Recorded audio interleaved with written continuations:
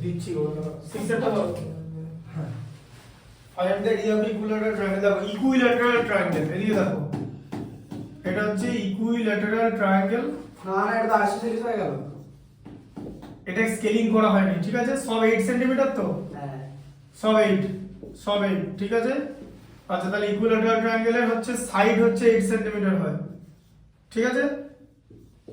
আছে side K S ধরে নেওয়া হলো কারণ অল সাইডস আর ইকুয়াল বুঝতে পারলে এরিয়ার ফর্মুলা কি এরিয়ার একটা ফর্মুলা আছে সেটা হচ্ছে √3/4 ঠিক আছে সাইড স্কয়ার এই যা বাবা এটা হচ্ছে ফর্মুলা এটা ইকুইল্যাটারাল ট্রায়াঙ্গেলের এই সাইডের ফর্মুলা হ্যাঁ এই এরিয়ার ফর্মুলা হ্যাঁ এরিয়ার ফর্মুলা এই দেখো 8 স্কয়ার ঠিক আছে তার মানে হচ্ছে কত হচ্ছে √3/4 √3 ইনটু হ্যাঁ তাহলে 60 16 ঠিক আছে দাও 64 এটা 16 এ কেটে গেল 16 তাহলে হচ্ছে 16√3 সেন্টিমিটার স্কয়ার এটা মেলাতে পারবে s * s - দিয়ে যদি মেলাও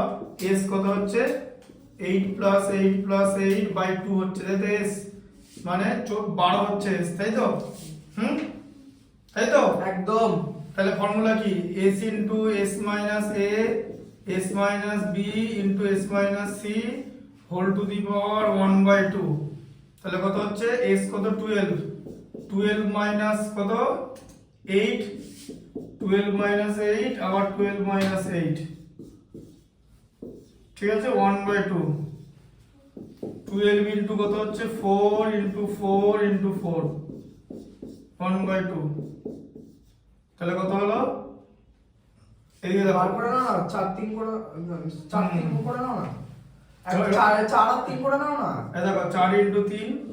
4 ইনটু 3 ইনটু 4 এরকম আছে তো হ্যাঁ 4 4 16 আর দুটো 4 থেকে এটার whole square whole to the power half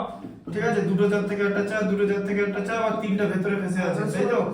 তাই তো তিন ভেতরে আটকে গেল ঠিক আছে সেন্টিমিটার স্কয়ার এই ফর্মুলাটা জানতাম না বোঝা গেল